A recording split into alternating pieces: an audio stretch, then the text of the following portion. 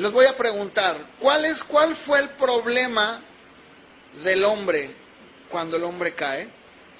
¿Cuáles fueron las consecuencias del hombre? ¿Qué es lo que Adán y Eva le heredaron al ser humano, a la raza humana? Pecado. Sin embargo, cuando leemos Génesis 3, pareciera que las consecuencias de la desobediencia simple y llanamente no las vemos. Vemos al hombre y a la mujer saliendo del huerto, echados por Dios, pero vemos que todo sucede de una manera normal y jamás nos hemos puesto a ver que las consecuencias de esa caída nos han dejado una profunda raíz, algo terrible que está en el hombre y que es lo que provoca que el día de hoy el hombre viva apartado de Dios.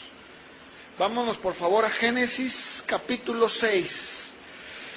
Porque si nosotros leemos solamente Génesis 3, no vamos a ver nada. Para eso tenemos que hacer un estudio detallado y general de la Biblia. Acuérdense que nuestra regla es toda la Biblia como contexto, no solamente tomar un verso. En Génesis capítulo 6, verso 5, voy a pedir que me ayuden. Génesis capítulo 6, verso 5. Yo quiero que me digan qué dice ahí la Biblia. Ok, dice Reina Valera. Y vio Jehová que la maldad de los hombres era mucha en la tierra, y que todo designio de los pensamientos del corazón de ellos era de continuo, ¿qué? A ver, yo les pregunto, ¿qué nos heredó Adán y Eva? ¿Y qué más? No, nada más dice que el mal. Fíjense que la palabra designio es muy interesante, porque la palabra hebrea es yatzar, y esa palabra es un término que se usa para la alfarería, y habla de un molde que se usaba. Por ejemplo, un alfarero tomaba una vasija y empezaba a formar un molde para la vasija, empezaba a moldearla. Eso era un yatzar. Ahora, ¿qué quiere decir esto? Que todo designio, todos los pensamientos del corazón estaban formados como una vasija, y el molde que formaban era de continuo solamente que lo malo. ¿Qué es lo que Adán y Eva le heredaron al hombre? Que todos los pensamientos del corazón del hombre continuamente estaban formando vasijitas llamadas maldad. Y las hacemos en serie, que no las hacemos una. En Génesis capítulo 8, verso 21, nuevamente podemos encontrar algo muy interesante. Después de que Dios destruye al planeta con el agua, o sea, después del diluvio, lean por favor Génesis 8:21 y díganme qué dice. Esto es después del diluvio, ¿estamos de acuerdo? ¿Qué dice ahí? ¿Qué es lo que dice Génesis 8:21 acerca del hombre? La palabra juventud no está hablando de un adolescente, está hablando de una persona que ya tiene uso de razón. A ver, dígame, ¿cuándo es que una persona tiene uso de razón? Que ya entiende. Pónganme años. 4 años. 3 años. Bueno, fíjense, dice que Dios se dio cuenta que el intento del corazón del hombre, ¿desde cuándo es malo? ¿Desde cuándo está ahí? Desde que es un niño. El intento del corazón del hombre es malo. Es malo. Desde que es una persona que entiende, que ya razona. Por eso en Proverbios, capítulo 4, verso 23, este es uno de los proverbios que más usamos para decirle a nuestros hijos, ¿no? Sobre toda cosa guardada, guarda tu corazón. ¿Por qué? Porque de él fluye o mana la vida. La palabra mana en el hebreo es totsaot. Y fíjense que es bien interesante porque esta palabra significa punto de partida de un lugar. ¿Qué está diciendo? Sobre todas las cosas hay algo que debes de guardar, tu corazón. ¿Por qué? Porque resulta que de él empieza o sale o es el punto de partida de tu vida. Entonces yo les pregunto, si el corazón del hombre, desde que es un niño, desde que tiene uso de razón, está designado y está continuamente pensando, maquinando el mal, ¿qué es lo que tenemos entonces que ver? ¿Qué es lo que tenemos que revisar? ¿A dónde tenemos que poner nuestra atención? ¿En qué? En el corazón. Jeremías capítulo 17, esa es una de las escrituras que más me gustan. Creo que es una de mis favoritas. ¿Por qué? Porque esta escritura le hace ver a Luis su realidad. Le muestra quién es. ¿Ya lo tienen? Jeremías 17, 9 y 10. ¿Qué dice? A ver, díganme, de acuerdo a Jeremías, ¿cómo dice que es el corazón del hombre? Es engañoso y es perverso. Eso lo dice ahí la Biblia, ¿no es cierto? Yo no lo digo, lo dice ahí. Ahora, la palabra engañoso en el hebreo es Jacob. Y miren, es bien tremendo. Dice fraudulento, manchado o torcido. Y cuando vamos al diccionario para ver las definiciones de estas palabras, dice así: torcido, que no es recto, que hace curvas. Algo que no obra con rectitud. Dicho de una conducta propia de esa persona. Distorsión, torcedura. Fraudulento, alguien que es engañoso o falaz. Alguien que engaña o da ocasión a engañarse. Alguien decía que su corazoncito era bien bueno, bien lindo. Pues la Biblia dice que no. Perverso. La palabra perverso en el hebreo es anash, que habla de alguien enfermo, incurable. Y la palabra perverso en el diccionario, escuchen, la Real Academia Española define la palabra perverso así: sumamente malo, que causa daño intencionalmente, que corrompe las costumbres, el orden y el estado habitual de las cosas. Desde el principio, Dios dejó muy en claro cuál era el problema del hombre. ¿Dónde radica y descansa el problema del hombre? En el Salmo número 24, acompáñenme por favor, verso 3, el salmista David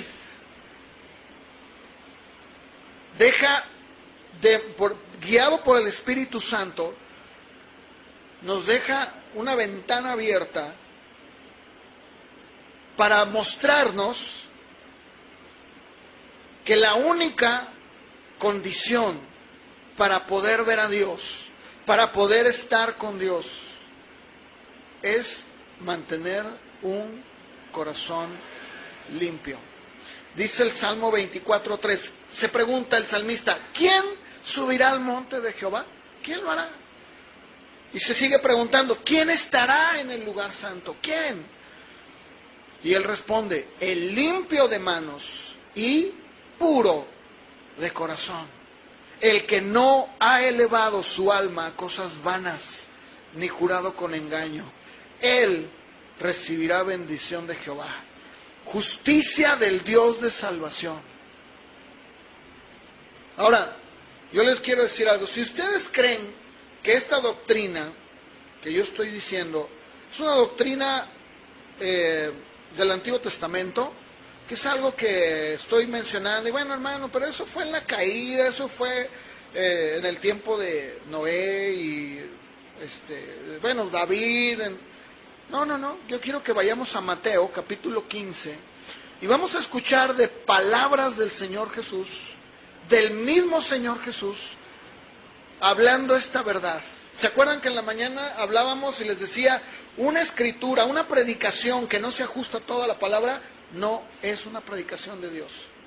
¿Cierto o no?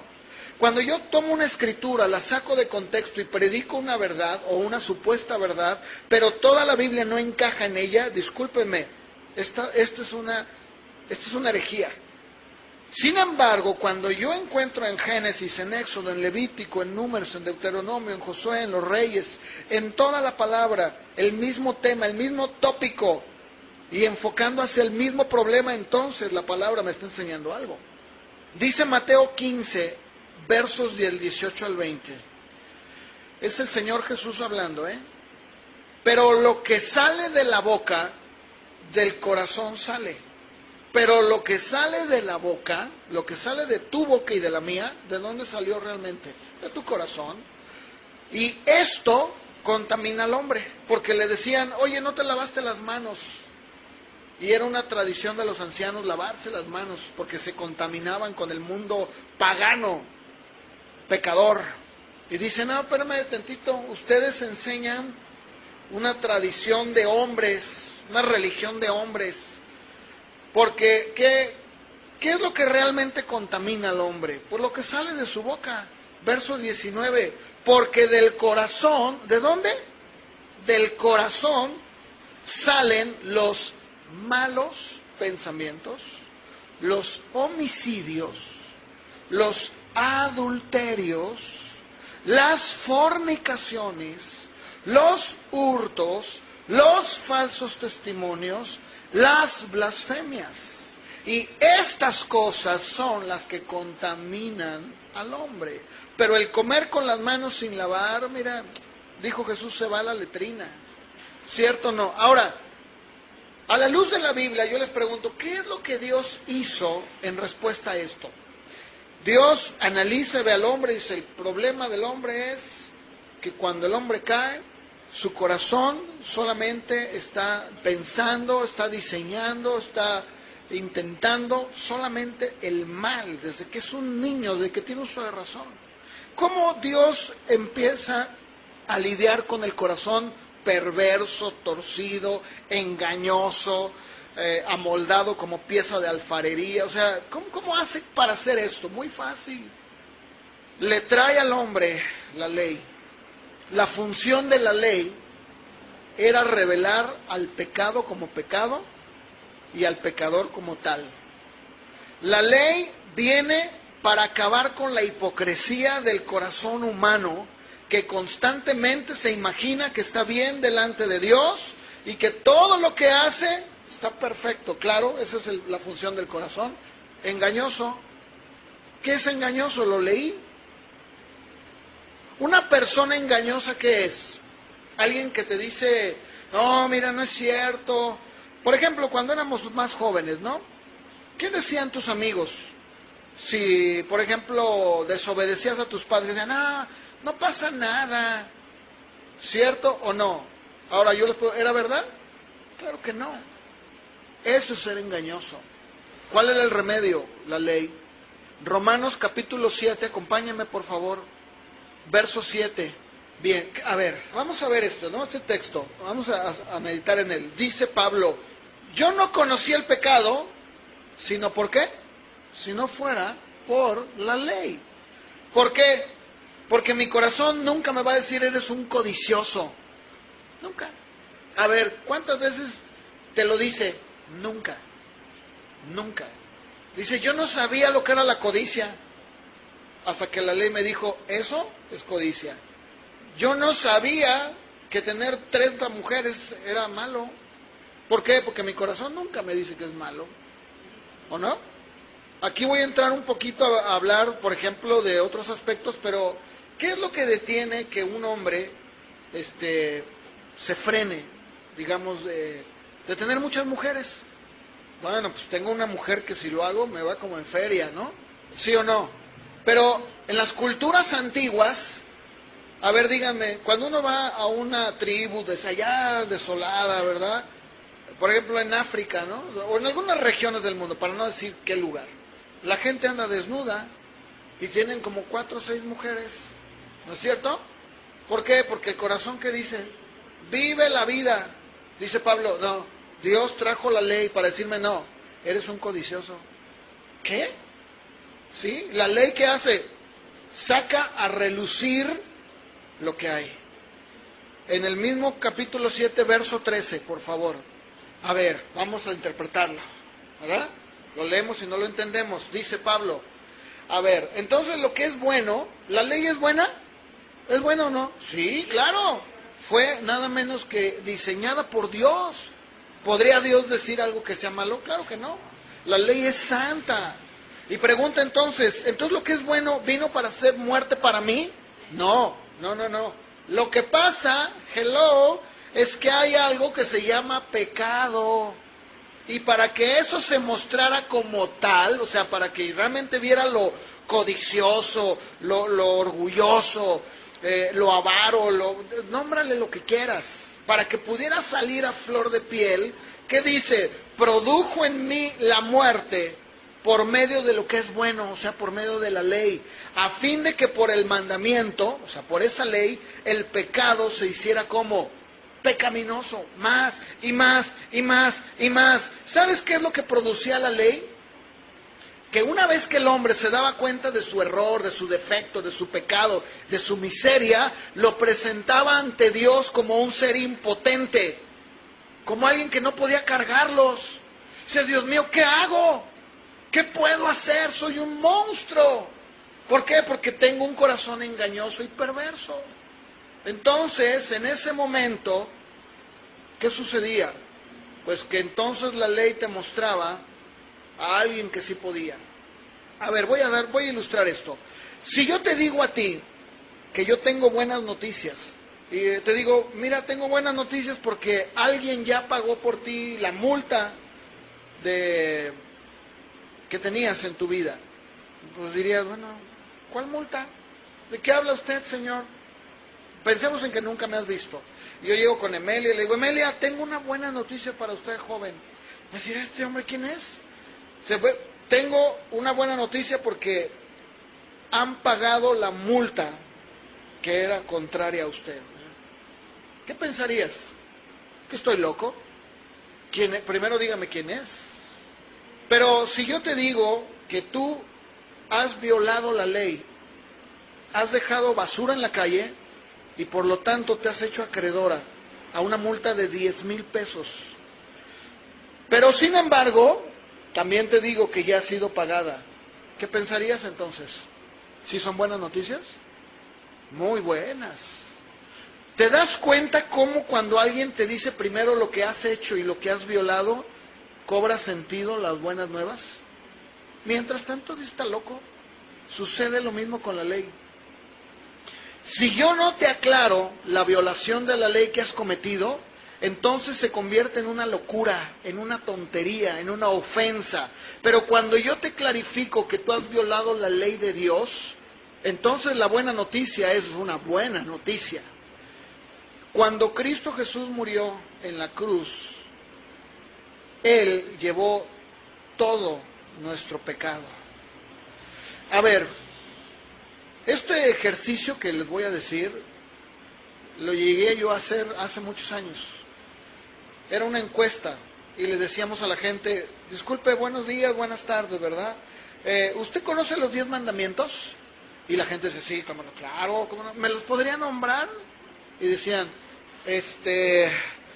no robarás. Muy bien, 1. No, pues no me acuerdo, ¿verdad? Y ya por ahí 1, 2 o 3. Bueno, Algunos dicen los que más han oído, ¿no? Pero yo te los voy a nombrar. Número 1, no tendrás dioses ajenos delante de mí. 2, no te harás imagen de ninguna otra cosa creada en los cielos o en la tierra. 3, no tomarás el nombre del Señor en vano. 4, vas a guardar el día de reposo para santificarlo. 5, honra a tu padre y a tu madre. 6, no matarás. 7, no adulterarás. 8, no robarás. 9, no darás falso testimonio contra tu prójimo. Y 10, no codiciarás la casa de tu prójimo, ni su esposa, ni su esclavo, ni su esclava, ni su buey, ni su burro, ni nada que le pertenezca. La siguiente pregunta que yo te hago y que yo le hacía a la gente es: ¿cuántos de ellos ha cumplido usted cabalmente? No, yo soy bien bueno. Bueno, número 1, Dios quiere ser el centro de su vida. En Deuteronomio, acompáñenme, capítulo 6, verso 5. ¿Qué dice? ¿Cuál es el mandamiento que el Señor le dio a Israel? Amarás al Señor tu Dios con todo tu corazón, alma, fuerzas. Pregunta: ¿hay alguien más en su vida que ocupa el lugar que solo le corresponde a Dios? ¿Y sabes qué dice la gente? Sí.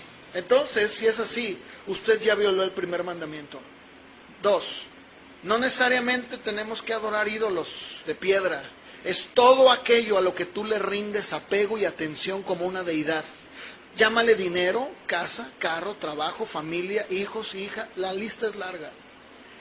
Probablemente te hayas creado tu propio Dios, un Dios que no te condena, un Dios que no manda a nadie al infierno, un Dios que es todo amor, que te permite hacer lo que tú quieras, un Dios que tolera tu pecado.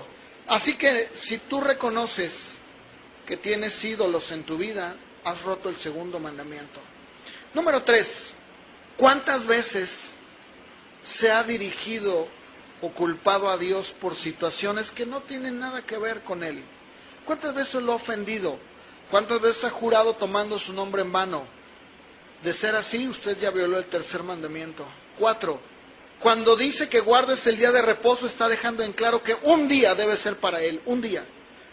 Pregunta: ¿usted honra a Dios en un día en específico?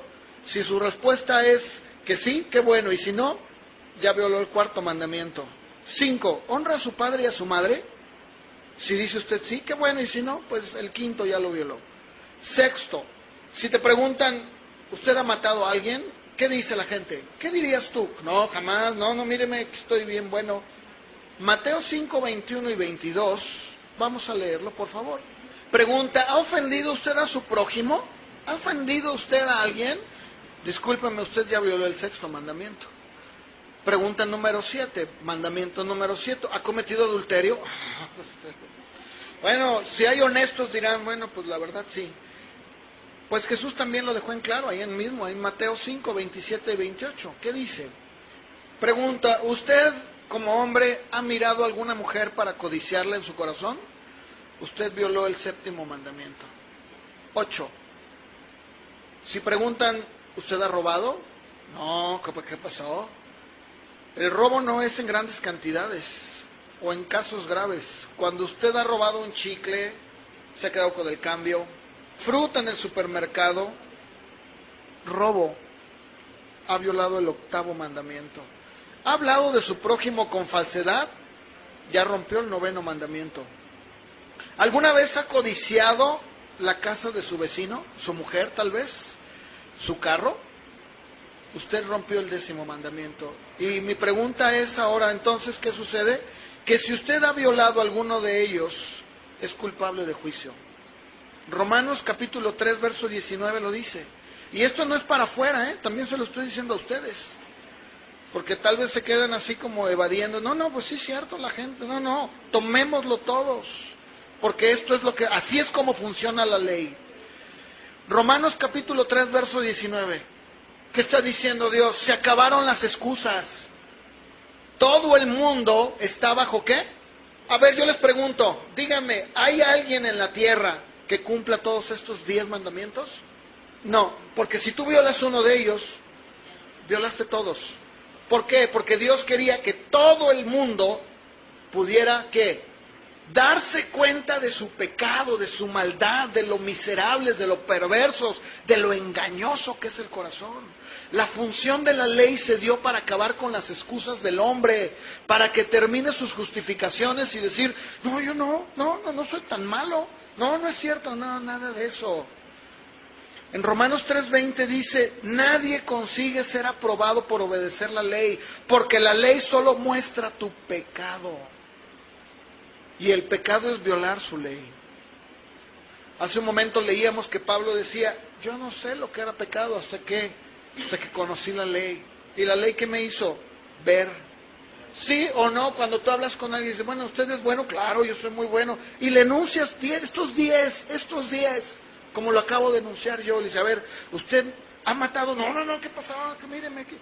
Ah, pero la Biblia dice que si usted ha ofendido, ha pensado mal contra su prójimo, usted ya mató. Yo les pregunto, ¿habrá alguien en este planeta que pueda justificarse y decir, yo he guardado todo? Ni Moisés. ¿Qué era lo que Dios quería? Gálatas 3:24. La ley vino para ser nuestro guía encargado de llevarnos a Cristo. ¿Con qué fin?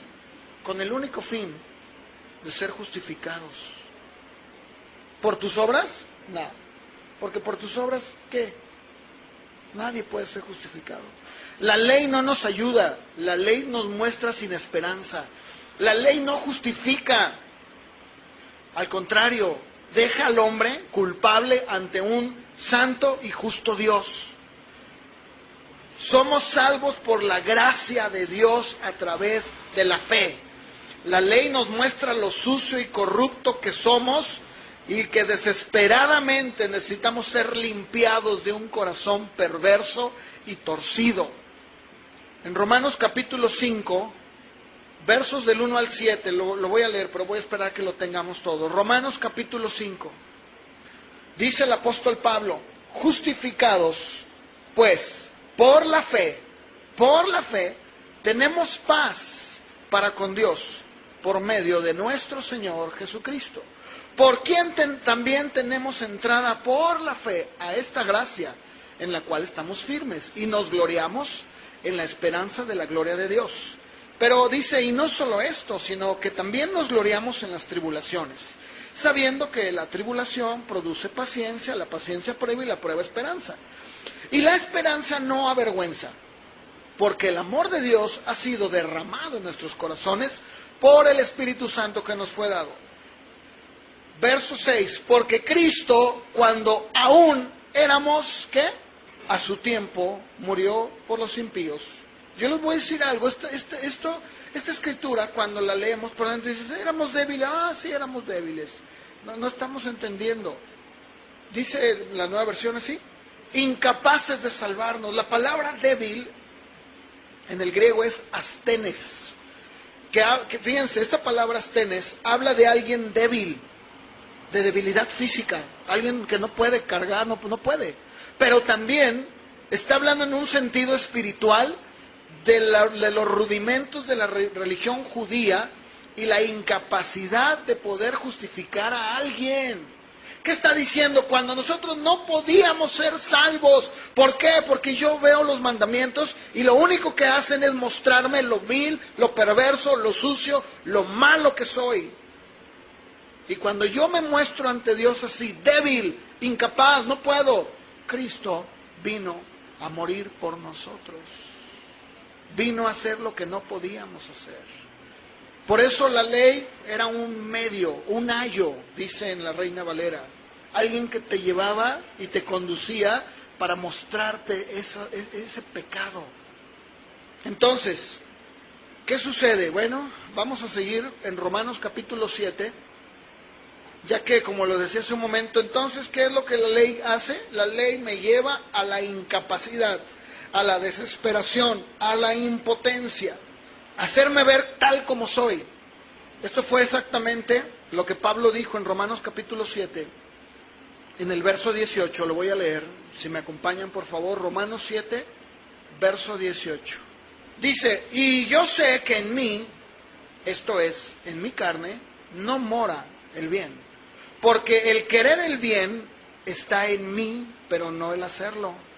Porque no hago el bien que quiero, sino el mal que no quiero, eso hago. ¿Les suena familiar? A mí sí. A mí sí, porque ahí voy a aterrizar. Y dice verso 20, y si hago lo que no quiero, pues ya no lo hago yo, sino el pecado que mora en mí. Así que queriendo yo hacer el bien, hallo esta ley. ¿Qué ley? Pues que el pecado está en mí. Porque, dice Pablo en el verso 22, según el hombre interior, o sea, el espiritual, el que está aquí adentro, yo me deleito en la ley de Dios. Pero veo otra ley en mis miembros, que se rebela contra la ley de mi mente y que me lleva cautivo a la ley del pecado que está en mis miembros. Y exclama Pablo, miserable de mí. Pregunta, ¿quién me librará de este cuerpo de muerte? ¿Te das cuenta? Pablo llega a un punto en su vida donde él entiende esto que estamos hablando. Él se da cuenta de que por sí mismo no es capaz de agradar a Dios, no puede. Se da cuenta que es una persona miserable, se da cuenta que no puede ser liberado. Hay una ley en su cuerpo que le guía, que le dice, haz esto. ¿Cuántas veces nosotros no nos encontramos? Jesús lo dijo, el espíritu está presto, quiere hacerlo, pero la carne ¿qué? Es débil. ¿Cuántas veces no hemos sido confrontados por el hecho de que estás en tu casa y dices, tengo un deseo grande de leer la Biblia, voy a orar, pero de repente se atraviesa algo y ya empiezas a luchar, no, mejor me voy a poner a ver un rato la tele, mejor voy a hacer otra cosa. Es una ley que está ahí en mis miembros. Pablo llega a este punto y dice, soy un miserable. ¿Por qué? Porque esto era lo que Dios quería hacer en el hombre. El rey David, que era un hombre que vivió bajo la ley, escúchenme, cuando él peca adulterando con Betsabé, dice la ley en Levítico 20:10, que si un hombre cometía adulterio con la mujer de su prójimo, el adúltero y la adúltera indefectiblemente serán muertos. Eso decía la ley. Sin embargo, acompáñenme al Salmo 51, por favor. David entendía perfectamente bien dónde estaba el problema. Él sabía que la ley, lo único que lo iba a mostrar era que merecía la muerte. Pero David se fue a la raíz. David se fue al meollo. No cortó las hojas del árbol. Él se fue a la raíz y la arrancó. Bueno, no él, porque ese es el otro punto, ¿no? El creer que yo puedo hacerlo. No, tú no puedes. Salmo 51, acompáñame ahí por favor, porque es uno de los salmos más preciosos.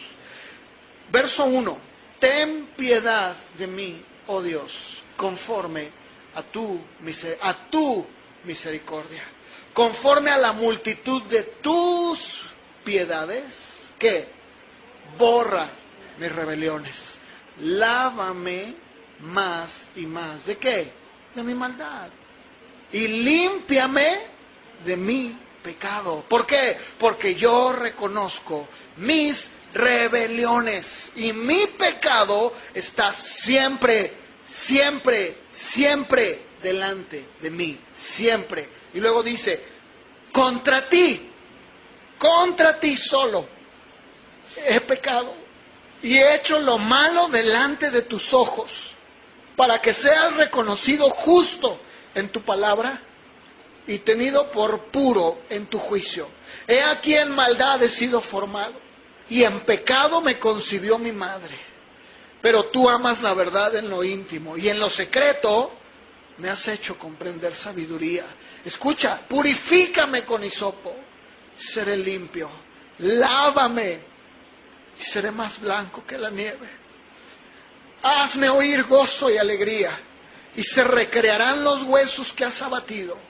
Esconde tu rostro de mis pecados y borra todas mis maldades. Crea en mí, tú creas, Señor, porque yo no puedo. Tengo un corazón perverso, tengo un corazón engañoso, tengo un corazón que vio a una mujer desnuda y la quiso, la codició, mandó matar a su esposo. Pero tú crea en mí, oh Dios, un corazón limpio. Y renueva un espíritu recto dentro de mí. No me eches de delante de ti y no quites de mí tu Santo Espíritu. Vuélveme el gozo de tu salvación un espíritu noble me sustente. Entonces, o sea, hasta entonces voy a poder enseñarle a los transgresores tus caminos y los pecadores se van a convertir a ti. Antes no puedo hacerlo. Todo lo que yo hable no sirve. ¿Por qué? Porque no tengo autoridad moral para hablar con los pecadores. No puedo decirle a mi vecino, arrepiéntete, porque yo mismo no me he arrepentido. ¿Te das cuenta? ¿Puedes ver el espíritu de lo que está diciendo? En todo este salmo nunca vemos que David argumente obras. Al contrario, él reconoce que es Dios y solo Dios quien le puede limpiar y cambiar. ¿Qué hizo David? Reconoció su debilidad, su flaqueza, su impotencia, su corazón torcido, perverso. Números 35:30 decía, cualquiera que muera, que mate a alguno, por el dicho de dos morirá el homicida. Él había matado a Urías. ¿Cierto o no? ¿Estás entendiendo? ¿Estamos entendiendo? Por eso, el mismo David pudo escribir en el Salmo 32, versos 1 y 2, bienaventurado aquel cuya transgresión ha sido perdonada y cubierto su pecado. Bienaventurado el hombre a quien Jehová no culpa de iniquidad y en cuyo espíritu no hay engaño. ¿Te das cuenta? ¿Por qué podía decir esto él? Porque él sabía perfectamente bien quién era él, quién era su corazón, quién era Dios. En Proverbios 29, dice el proverbio Salomón, ¿quién puede decir, yo he limpiado mi corazón? Limpio estoy de mi pecado. ¿Quién puede decirlo? Nadie. ¿Qué es lo que tiene que decirnos el Nuevo Testamento? ¿Es cierto esto en el Nuevo Testamento también? Claro que sí. En Efesios capítulo 2, verso 1, dice el apóstol Pablo, y Él, Cristo, les dio vida a ustedes cuando estaban, ¿qué? Muertos en sus delitos y pecados, en los cuales anduvisteis en otro tiempo, siguiendo la corriente de este mundo, conforme al príncipe de la potestad del aire, el espíritu que ahora opera en los hijos de desobediencia, entre los cuales también todos nosotros, ¿sí dice todos nosotros? ¿O dice ustedes? Vivimos en otro tiempo, en los deseos de nuestra carne, y haciendo la voluntad de la carne y de los pensamientos, y éramos por naturaleza hijos de ira, lo mismo que los demás. Pero entonces, ¿qué no somos una nueva criatura? ¿Que cuando nacemos de nuevo no tenemos un nuevo corazón? ¿No dice 2 Corintios 5:17, el que está en Cristo es una nueva criatura? Claro que sí. Sin embargo, recordemos lo que dice Pablo en Romanos 7:14, soy un carnal, estoy vendido al pecado, que lo que quiero hacer no lo hago. Hebreos 12, por favor, versos 1 y 2. ¿Qué dice el escritor de Hebreos? Aquí está hablándole a gente cristiana, estamos hablando del Nuevo Testamento. Que nos despojemos del peso y del pecado que nos asedia, y que corramos con paciencia la carrera que tenemos por delante, poniendo nuestros ojos en Jesús, el autor y consumador de la fe. En 2 Corintios 7:1, por favor acompáñenme, y voy a dejarle aquí porque quiero continuar la semana que entra con este tema. Es que es muy largo. Dice 2 Corintios 7:1, así que, amados, puesto que tenemos tales promesas, o sea, las que acaba de hablar él en el contexto, limpiémonos de toda contaminación de carne y de espíritu, perfeccionando la santidad en el temor de Dios. La semana que entra voy a hablar sobre la necesidad de mantener un corazón limpio. Y cómo el Nuevo Testamento habla claramente Sí, es cierto. Cuando venimos a Cristo somos una nueva criatura. Todo lo que hicimos pasó, se olvidó. La Biblia dice que tomó los pecados y los mandó a lo más profundo de la mar. Sí, pero ¿sabes qué? Resulta que todavía estamos lidiando con esta carne perversa. Y si alguien dice, no, hermano, yo soy Superman y a mí no me pasa nada, pues discúlpame, pero eres de otro planeta. Entonces, en resumen, ¿cuál es el problema? ¿Será que realmente somos tan pobres que no podemos esforzarnos? ¿Será que realmente somos gente que estamos en una situación tan difícil? No, hay un problema de fondo, que se llama corazón. Y si no ponemos atención en el corazón que Dios nos ha dado, dice Pablo en Corintios, limpiémonos de toda contaminación de carne. La palabra que está usando aquí es una acción constante. A ver, ¿cuántos de ustedes en su casa lavan los trastos una vez y los dejan y siguen comiendo sobre los mismos trastos sucios? Nadie. ¿Quién se pone la ropa sucia después de que está sucia? Nadie. Es lo mismo. Cuando dice de limpiar, está hablando de una acción que tiene que ser hecha todos los días. ¿Sabes por qué? Porque resulta que tenemos un corazón y una carne que tiende a lo malo. Y si somos sinceros, como lo pregunté hace un momento, vamos a decir, es cierto. Sí, es cierto. ¿Sí, hermano? Quiero orar, estoy orando y me quedo dormido. Estoy leyendo la Biblia y me quedo dormido. ¿Sí? Sí te creo. De eso vamos a hablar la semana que entra.